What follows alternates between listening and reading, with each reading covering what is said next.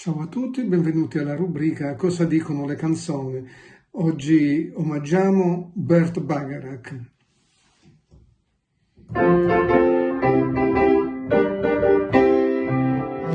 Drops keep falling on my head, and just like the guy whose feet are too busy for his bed, nothing seems to fit. Those raindrops are falling on my head, they keep falling. So I just did me some talking to the sun, and I said I didn't like the way he got this one.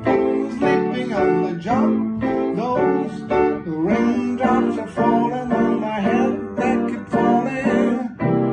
But once one thing I know, raindrops keep falling on my head.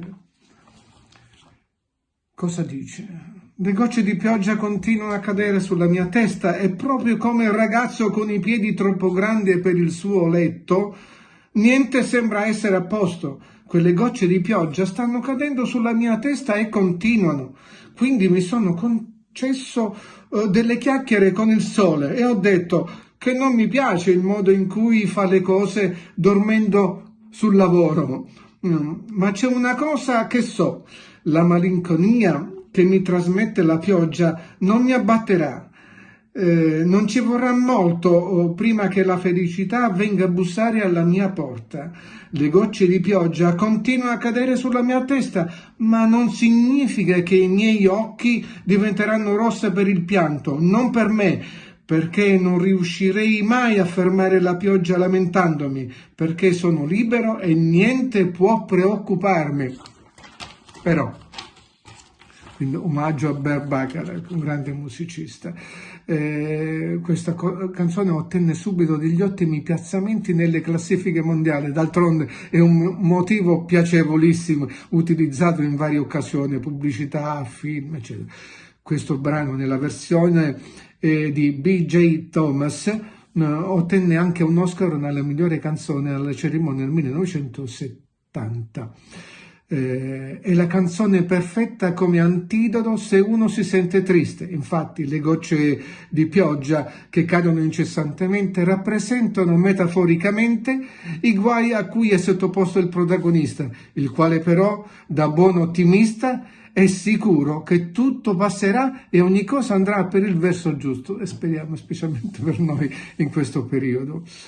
La canzone fa parte di una colonna sonora, delle colonne sonore del film Butch Cassidy and Sundance Kid, diretto da George Roy Hill, interpretato da Paul Newman, Robert Redford e Catherine Ross, che l'abbiamo vista in Laureato.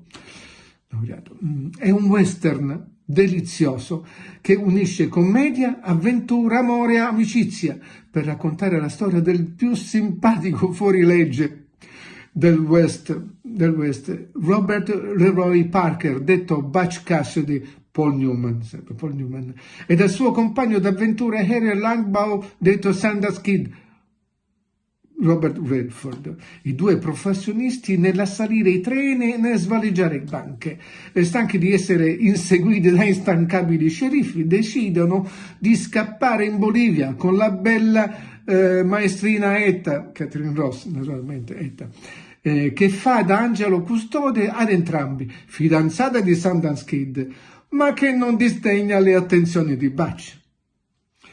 Questi due personaggi maschili formano una coppia di opposti. Butch è ragione, idea, parlantina, mentre Sundance è corpo, azione, poco incline a parlare.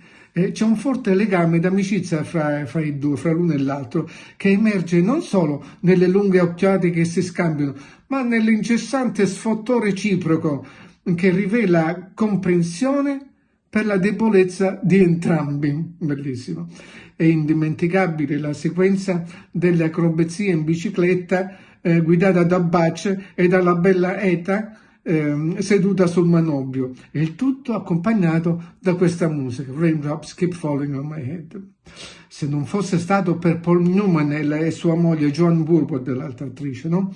Ad insistere con il produttore del film John Foreman a dare la parte di Sundance a Robert Redford, che ancora non si conoscevano, non sarebbero diventati grandi amici, anzi diventarono una delle migliori coppie di attori nella storia del cinema.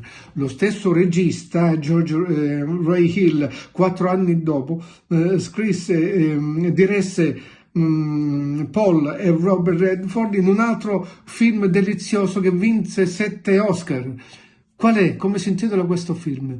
3 secondi, vi do $10.000. 1, 2, 3. Mi dispiace, il tempo è scaduto. La stangata! Ciao!